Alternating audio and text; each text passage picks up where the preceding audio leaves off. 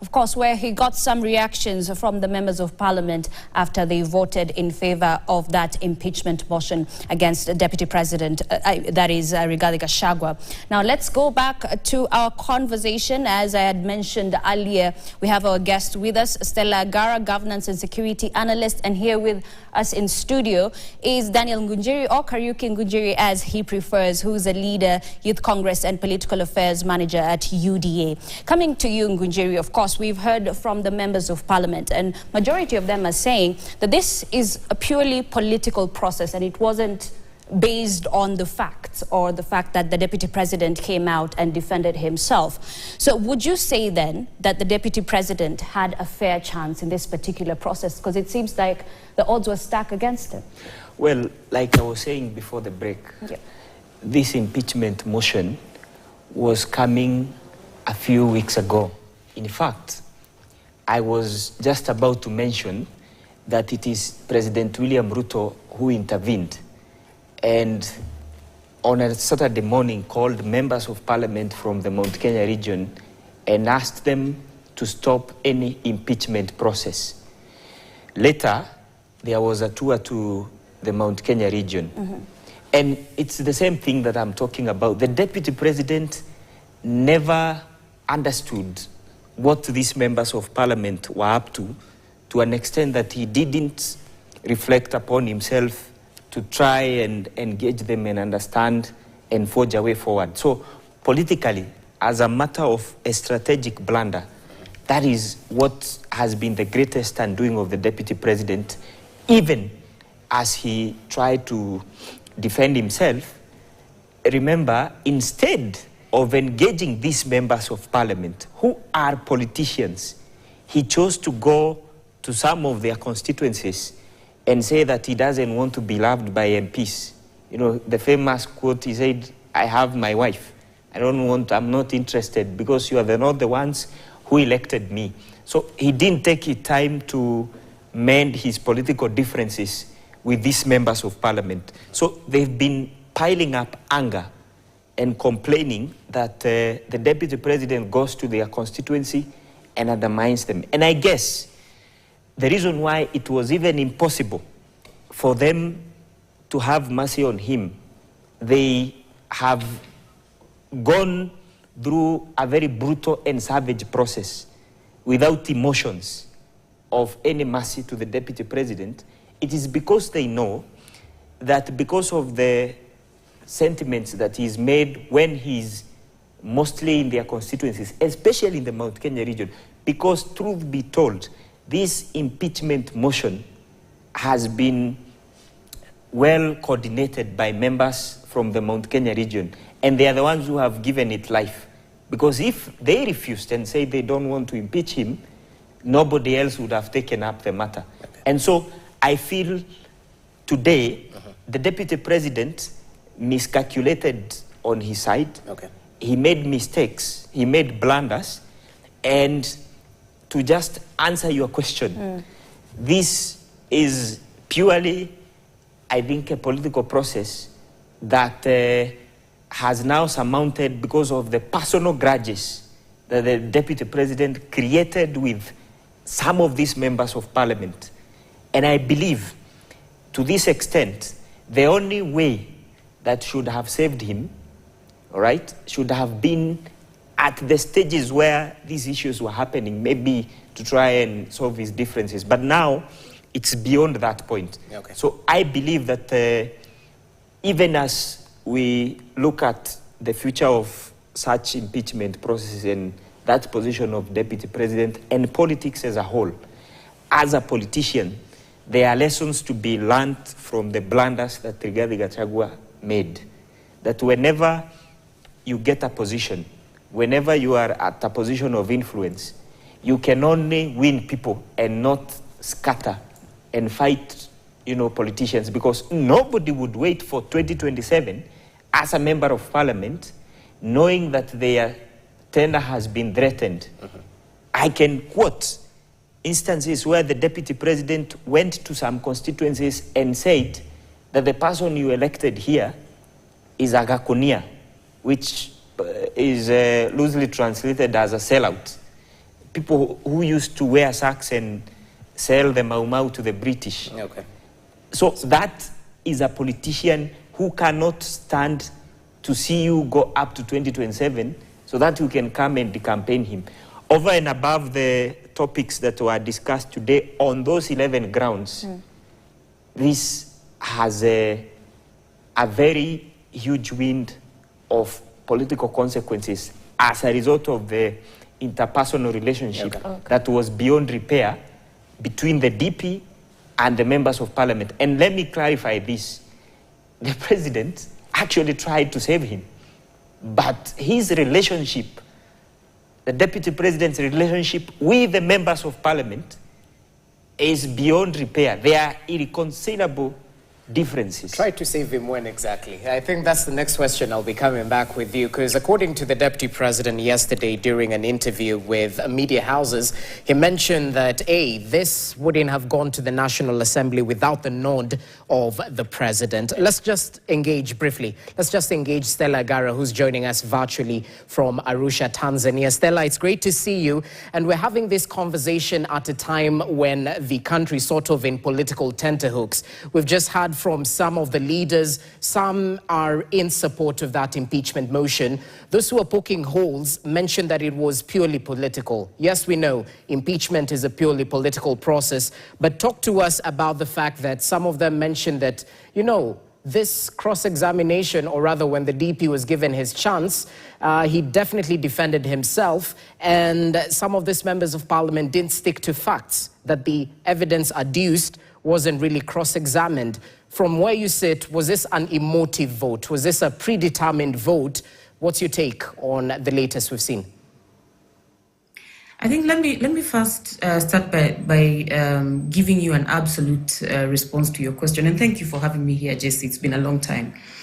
Indeed, it was an emotive vote. From my assessment, assuming that anybody came to watch the proceedings in Parliament today without having the history of what was going on, it was definitely an emotive vote. There are a number of things that you could read out of the conversation that would tell you that it was definitely an emotive vote. But I realize that none of this is a surprise to Kenyans. Number one, because of the situation that surrounded how the deputy president ended up being called the running mate of the president. You remember there was a bit of a scuffle between him and the current Minister for Interior.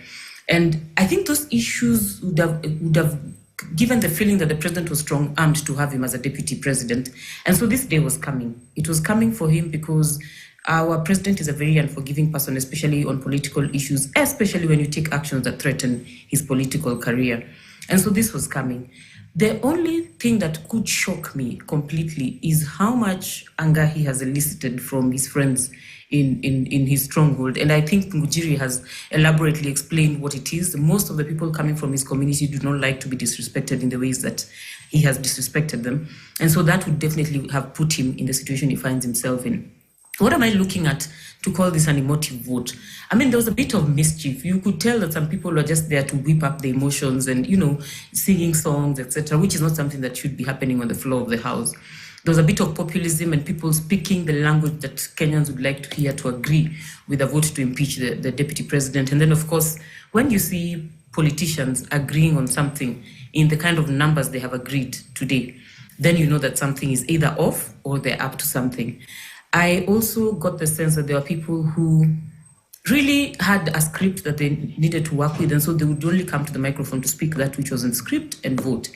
I sympathize.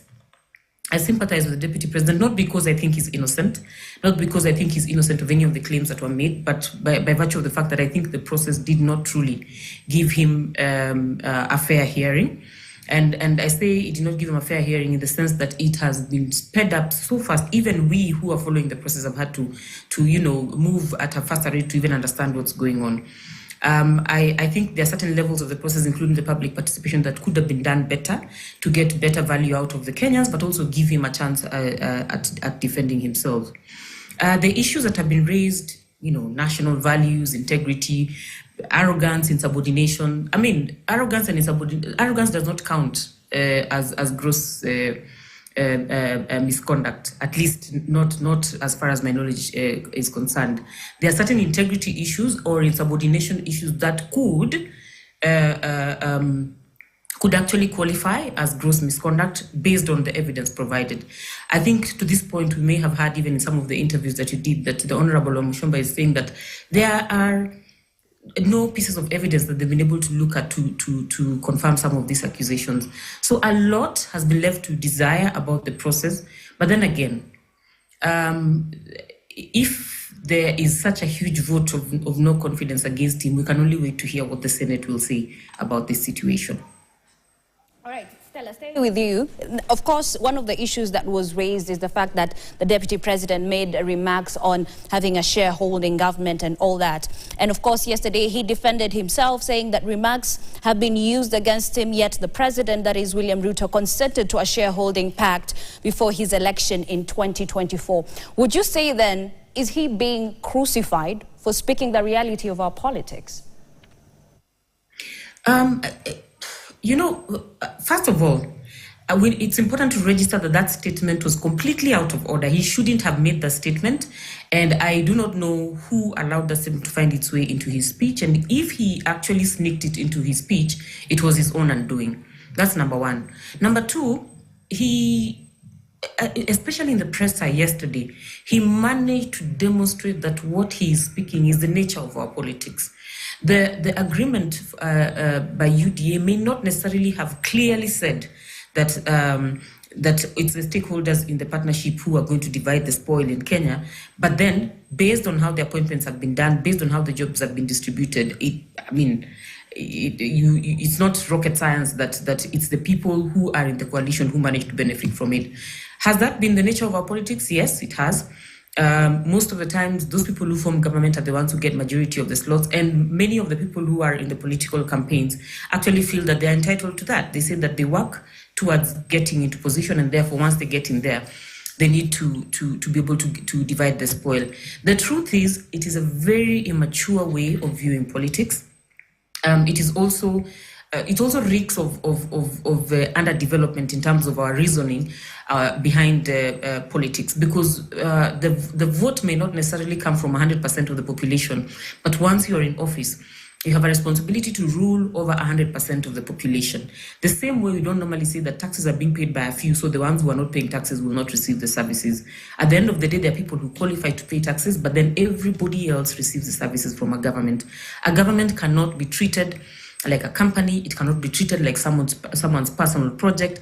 It cannot be treated like someone's home. And therefore, people find themselves in a situation where they have to know someone or beg someone in order for them to either get access to government jobs, government resources, or at least even get a share of the budget for development in the government. He is definitely speaking about the real situation in our politics today. And if all the politicians were to be truthful, they would admit to the fact that this is how they actually share the spoils in government.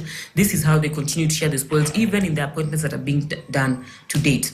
However, the DP has not just made one mistake, not just that one. There are many other mistakes that the DP has made. And in my assessment, one of them is the stance that he took of acting clueless. I know you have noted that in many situations he has tried as much as possible to act like he doesn't know what is going on. In the presser that he did when the president was going to New York, he said that he does not even know about the abductions in the country. Surprise, surprise, yesterday he came up and told the media that who has the answers on the questions of abduction, and he even said that the NIS was misleading the president on abductions. So this acting clueless is not something that Kenyans really appreciate.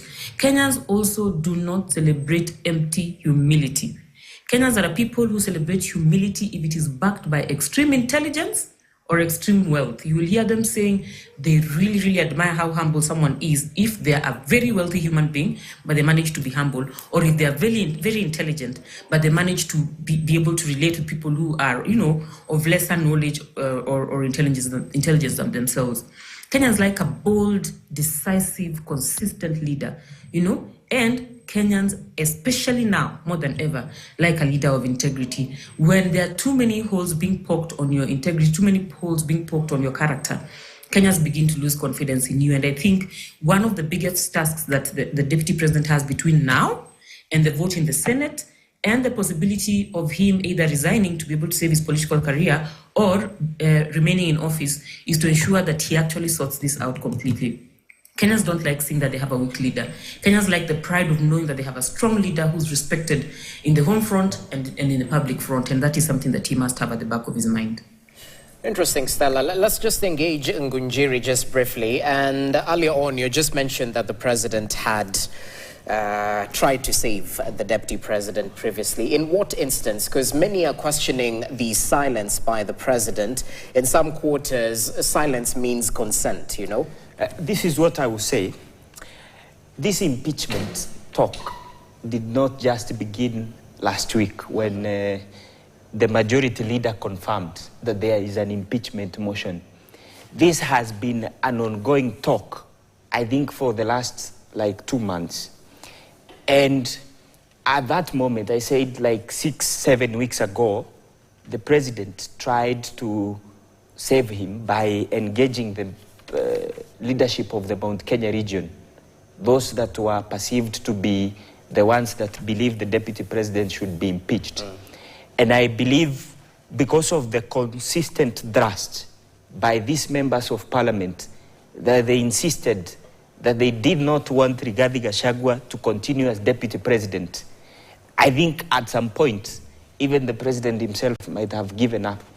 And at a point where you have the whole constituency of members of parliament being against one person. Okay. And yet, you have an election in 2027 where you need to come back to the people and explain to them what you have done for your re-election. It is easy for somebody to think that you can risk to have all those members of parliament go against you for one person.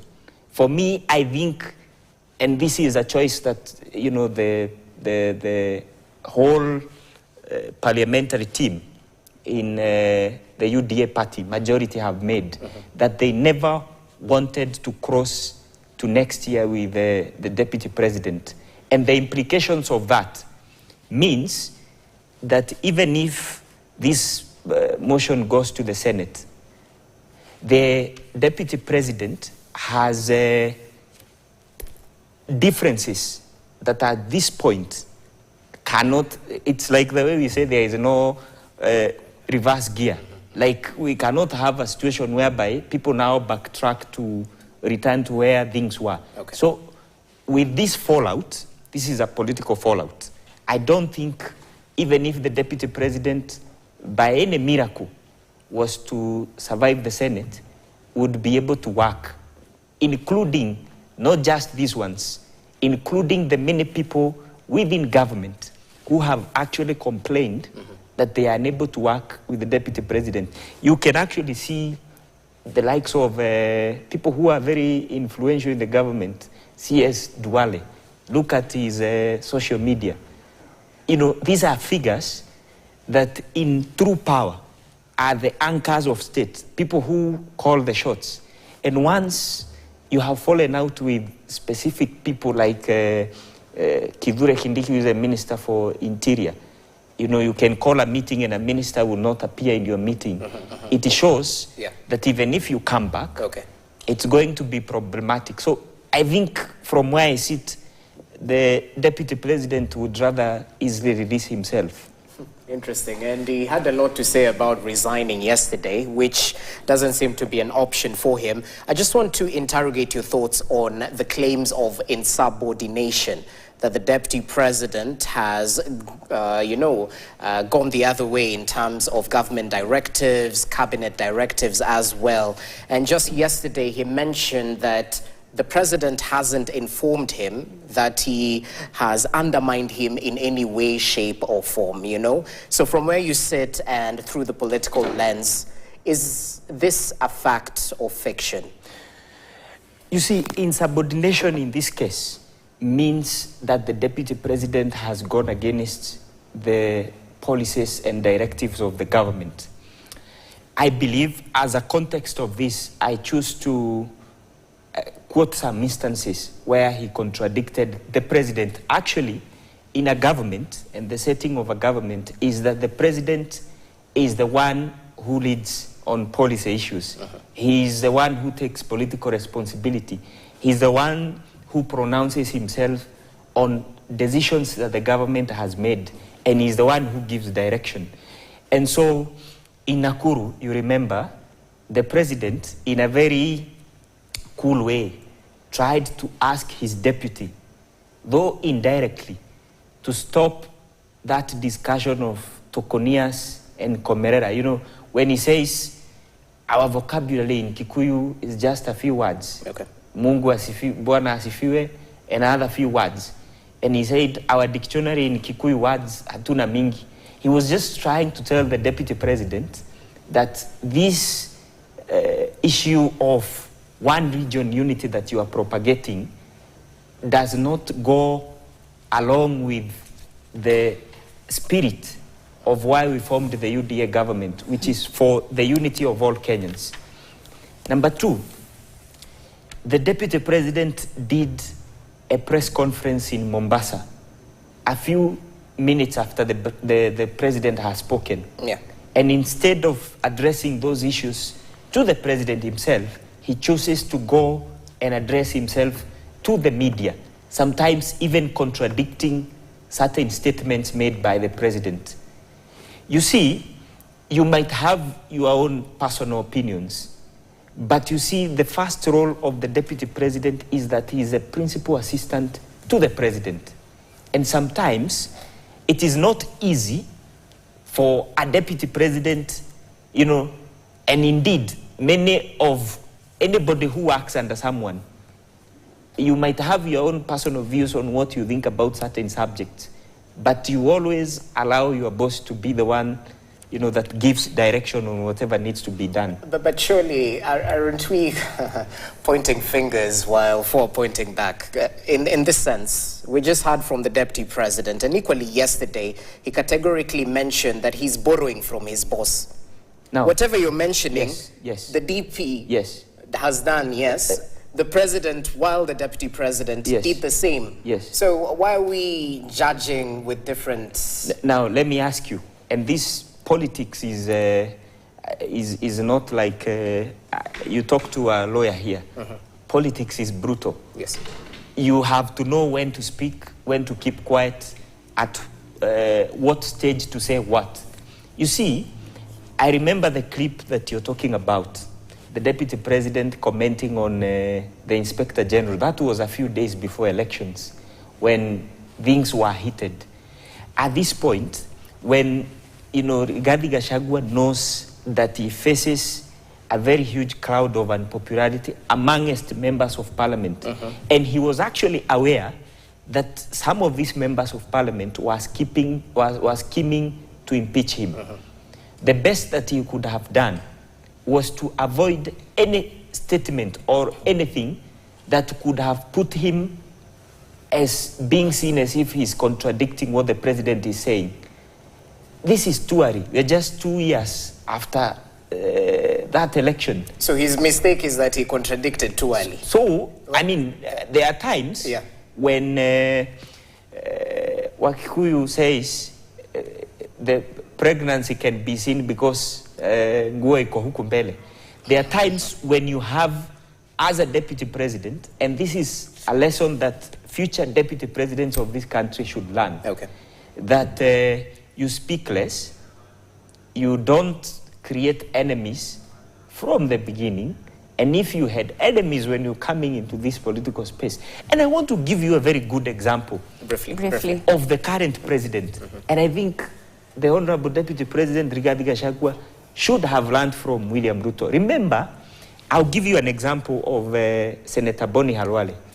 No senator in this country would abuse the Deputy President then, William Ruto, like Boni Halwale. But what did William Ruto do? He went and looked for Boni Halwale and asked him, my friend, what is the problem? There is no permanent enmity or friendship in politics.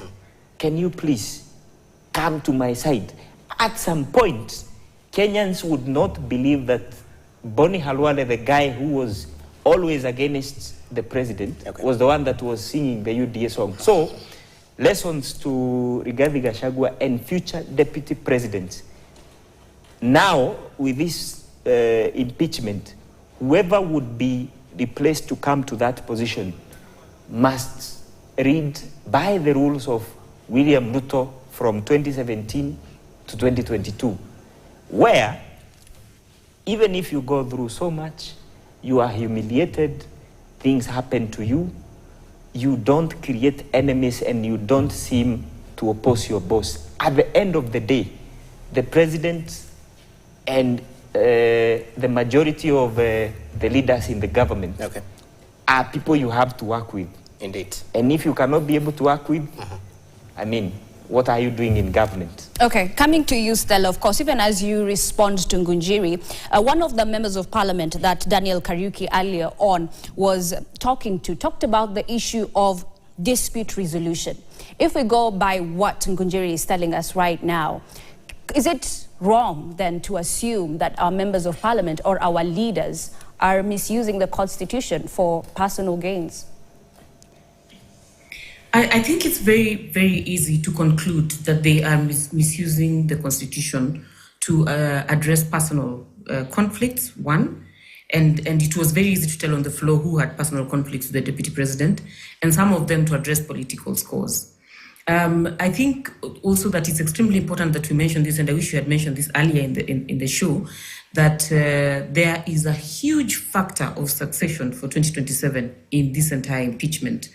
And there's also a huge conversation behind the succession in Mount Kenya and who is going to be the kingpin. Many people who have accused the deputy president of talking about the Mrima today and in the recent past are definitely going to be saying Mrima as soon as the deputy president is out if they succeed in impeaching him. Are there mechanisms within our system that allow for dispute resolution? There are. That's what parliamentary groups are for. That's what committees are for. That is what meetings, external meetings outside of the public spaces of governance are for. And surely the party had an opportunity to sit down and discuss the deputy president's arrogance. He did not need to come to an impeachment motion unless they can demonstrate that they have attempted in other spaces to address his arrogance, and he has completely refused to act. And honestly, I'm not privy to the conversations that they've had with him. Maybe Ngunjiri would have a better account of the same. Number two is that if there were integrity issues, then we have the mechanisms to address corruption in our country. Unfortunately, this same gentleman came into power with cases hanging on his neck. He had been accused, I think in the year 2021 or thereabout, of acquiring unexplained wealth of roughly 7.3 billion. You know, when he came into power, immediately his case was dropped. That case was dropped under the supervision of his boss, the president, under the supervision of everyone else who's in parliament right now who could have brought it up. I know he had an opportunity to declare his wealth. At that time, they should have questioned that wealth if they thought it was questionable. Now, he's being accused of acquiring 5.2 billion. If someone had a case like that and you ignored the fact that they had a case like that, are you then surprised that in 2 years they've been able to acquire 5.2 billion if it is true, or allegedly acquired 5.2 billion? You also note that there are certain quarters of the country that don't make too much noise about certain things, but all of a sudden they've been very vocal. And I'm glad that Ngunjiri mentioned Duale, because then he reminded me about something I observed today and yesterday, that Duale is working overtime.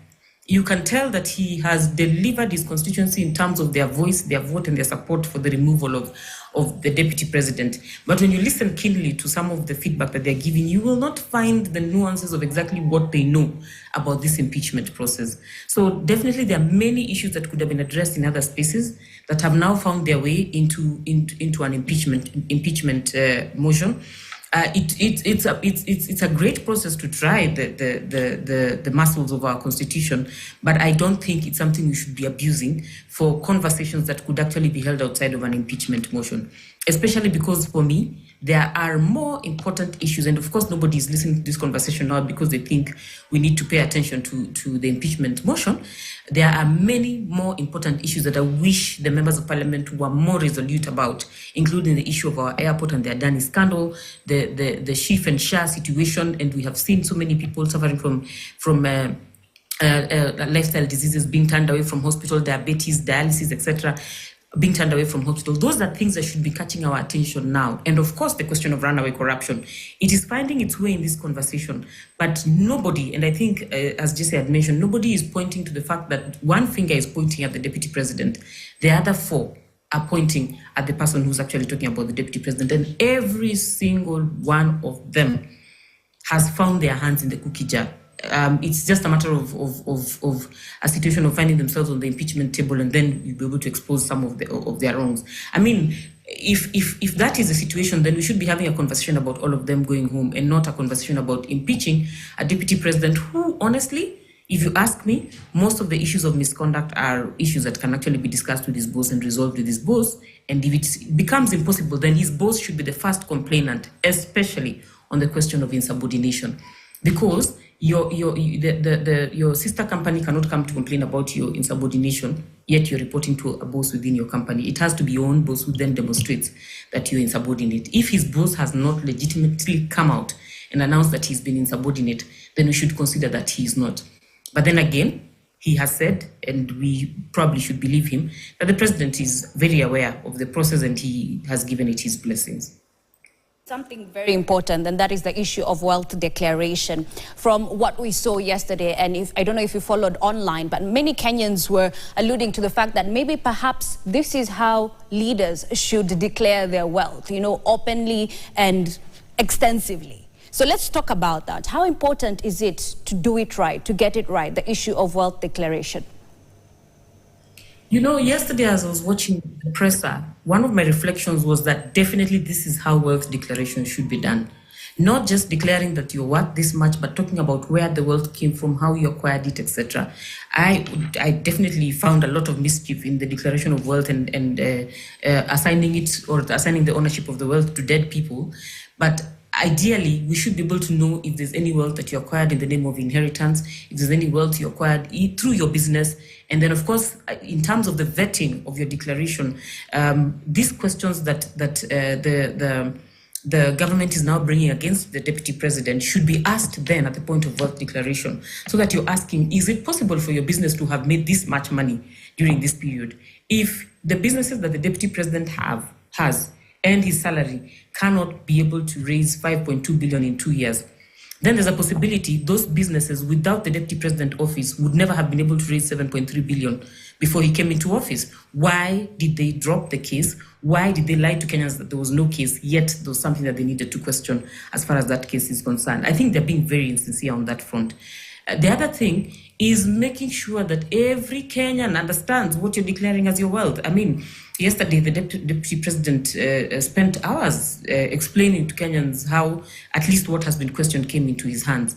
And of course, Kenyans also had a chance to ask questions. There are certain components where Kenyans ask questions, and some of them were saying, I am 37 years old, I'm 40 years old, and I'm not able to access a loan of 600 billion from the bank. Could he share with me the secret of convincing a bank manager to just give you a loan of 600 B at once? So I think there are definitely lessons to learn from the conversation he had yesterday with Kenyans. Involuntary, I suspect it was a political strategy so that he could test the minds of his fellow politicians on how they are going to respond to his defense. And obviously he did adjust the defense today when he went to Parliament after hearing their responses. But I think that definitely has a lot of lessons that we could learn.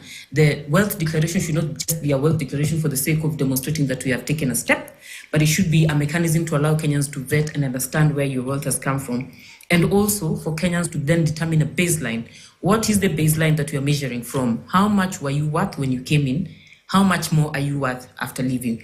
And it's not just about what you're declaring as your finances, but also what you're declaring as your assets. How many other businesses have you set up? What are those businesses established to do? And even asking the critical questions that Kenyans were asking yesterday. How many businesses does the deputy president have that have never done any business? What are all those companies for? It's not illegal to have them, but is there something he's speculating for example? It's extremely important that Kenyans ask those questions as we're even doing wealth declaration. Thank you so much, Stella Agara. We definitely have so much to talk about, so little time, but we appreciate your input right here. Looking forward to more conversations. Let's just continue with our guest right here in studio. Ngunji, a lot has been said. I just want you to look into the crystal ball and give us your evaluation on the Deputy President's chances in the Senate. What exactly do you think will play out? We well know that the Senate will be the trial house, cross-examination of witnesses, those who have given their sworn affidavits, including the former KEMSA boss. Talk to us about this quasi-judicial process and how it will play out going forward in the Senate. Well, I think from the side of the majority, I think the fate is decided on which side it will go. I bet, as we speak, the Deputy President could just have to either resign before Senate or wait to take his matter to the courts. But as we speak, and even looking at the numbers that are in the Senate, and looking at how the National Assembly has voted today, in fact, I thought some of the members from WIPA, from the National Assembly, I thought that all of them would vote for the Deputy President. But I'm surprised that quite a number have defied their party leader and voted to impeach the Deputy President.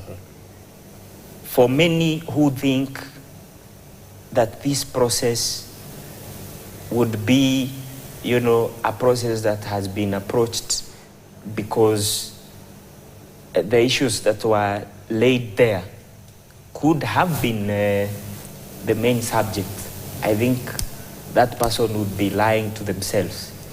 I think this is a case of members themselves feeling that by all means we have to get rid of the Deputy President. We cannot, at this stage, try to be hypocritical to say that things are going to change at the Senate. I mean, I can almost guess, and I would have guessed this even 9-10 months ago. Okay. Last year, from I think February to around March or April there, I had foreseen these things. And I even tried to reach out to the Deputy President himself. And in my own thoughts, however much young I am and inexperienced I could be in politics, I could see that there was something wrong, that the Deputy President was even losing support from his base in the Mount Kenya region. He has never called the leadership of the region that he was claiming he was fighting for. He never even called them for even one strategic meeting to have a discussion about what he was saying in those meetings. Okay. So he was just coming to the public, and behind the scenes, nothing was happening. So in this one, I don't think that there is going to be any difference. I think a decision is already made. I don't think there is a reverse gear. A change of motive by legislators would be a miracle at this point. Then tell me this, because at the end of the day, politics is local. Yes. And those who are representatives of the people answer to the people at the end of the day. So what are the repercussions of such a move, especially within the Mount Kenya region? We've heard of the DP nominees in case Gachagua is impeached, that these nominees might be coming from the mountain. Yes. If so, will that have neutralized the influence of the current Deputy President, Rigathi Gachagua, within the mountain, a region in which he holds close to his heart? Jesse, let me take you guys back. Rigathi Gachagua was a member of parliament, a first-time member of parliament, when he was appointed by the president as his running mate. So he had not built a base or a constituency of supporters that, for instance, whenever he was targeted politically. You could see demonstrations in Nyeri, in Meru, Laikipia, Murang'a, and everywhere. The mountain is quiet. If it was Uhuru Kenyatta who was being impeached then, the mountain right now would have been restless. And the motion that was going on at Bunge here would have stopped. In fact, no business would have been done.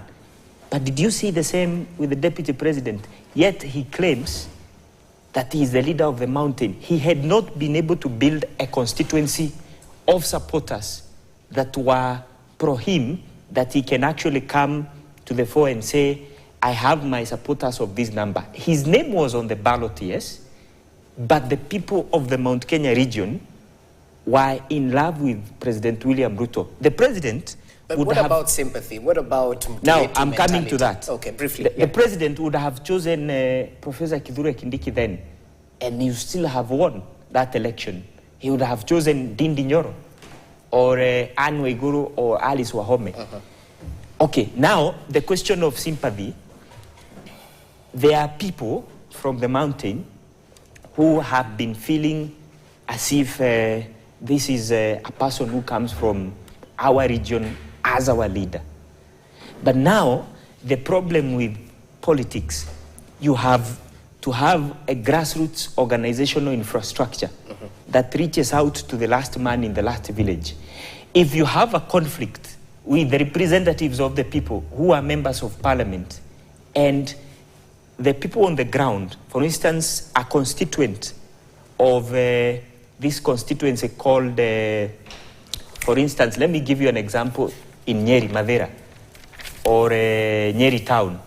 A constituent of Nyeri town who actually voted for his MP will see the MP is not in support of the deputy president. That person will question why, these MPs and the deputy president himself has not been able to bring these leaders together. So I believe the lack of that cultivation of a culture of unity by the deputy president amongst leaders has now exposed him that the people will just complain for 1, 3, 4, 5 days. And move on. And then, after 14 days, Okay, a replacement can be, made. If it's going to be, for instance, let me tell you, to be honest here on TV, if it were going to be somebody like Ndindi Nyoro, and he is appointed as deputy president, he has supporters, even in Madera constituency, and nobody will have a problem. Okay. As long as the position remains in Mount Kenya region, it doesn't matter whether it's Rigathi Gachagua or Kimani Ichung'wah or Ndindi Nyoro or Kindiki. As long as that position goes back to the mountain, people will not have a problem. And yet, the deputy president was unable to capitalize on the position that he held. He didn't know the importance of that position. Politically, if I was advising him, I would have told him that from the beginning, you should have started a silent ground movement of galvanizing your support, not just talking about it in public.